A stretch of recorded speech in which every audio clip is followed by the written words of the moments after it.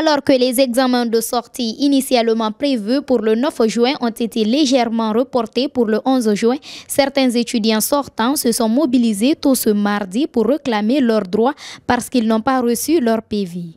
Je suis sage-femme et maintenant aujourd'hui nous sommes là pour réclamer nos droits. Nous sommes là pour réclamer nos PV. On nous a promis d'avoir des INA, nous avons eu des INA. Maintenant aujourd'hui, on nous dit qu'on ne va pas faire l'examen.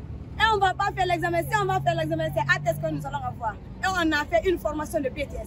Comment est-ce qu'on peut nous donner ATS? Donc ce que nous allons dire aujourd'hui. On plaint Madame la ministre et Monsieur le Président de nous aider, de vouloir nous aider. Nos parents ont souffert pour nous. Nous avons beaucoup bossé, beaucoup même. Nous avons beaucoup bossé, on a souffert. On a payé 12 millions pour notre établissement. Ça c'est trop. Nos transports ne sont pas partis de ça. Et l'argent qu'on nous réclame, ça aussi, ça ne fait pas partie. Pour la réclamation de notre PV, depuis 3 ans, on a suivi une formation. C'est tout dernièrement qu'on vient de nous dire maintenant qu'on ne peut plus recevoir maintenant le PV. Et imaginons, nous sommes quittés au village, nous sommes venus ici, on nous a programmé. Quand nous sommes partis dans les écoles, on nous a dit c'est les BTS. C'est tout dernièrement, on a reçu maintenant des informations. Donc là où nous sommes là, on réclame nos PV. Et nous demandons un appel au président de Madi Doumbouya, son excellence, de nous aider de cette affaire. Nous, on sait qu'on ne peut rien faire sur cette affaire. Maintenant, nous demandons Madame de la ministre aussi de régler cette affaire. Sinon, nous voulons que sans PV, il n'y a pas d'examen. Sans PV, il n'y a pas d'examen de sortie. Vraiment, nous sommes là à cause de ça. Même son de cloche sur ces étudiantes qui lancent un appel pour leur venir en aide avant de prévenir le ministère que sans PV, il n'y aura pas d'examen. C'est pas demandé. D'ici 16 ans, on a fait 3 ans. 3 ans, on a fait 3 ans de formation. Et la formation qu'on a fait, c'est pas la formation de ATS, mais c'est la formation de BTS.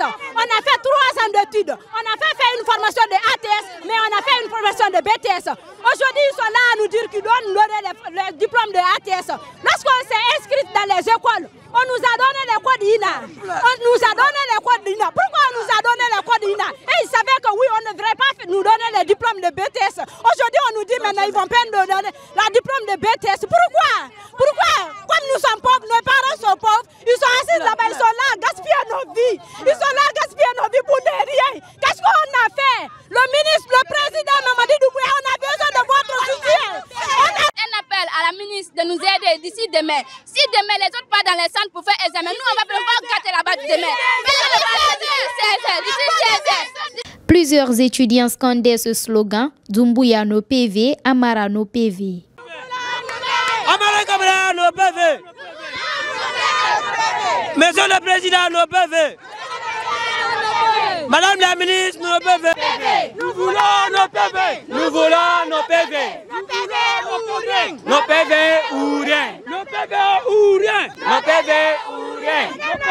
Il faut rappeler que ce problème ne se limite pas qu'à Conakry. Le constat est de même à l'intérieur du pays, notamment à Zérékoré et à Farana.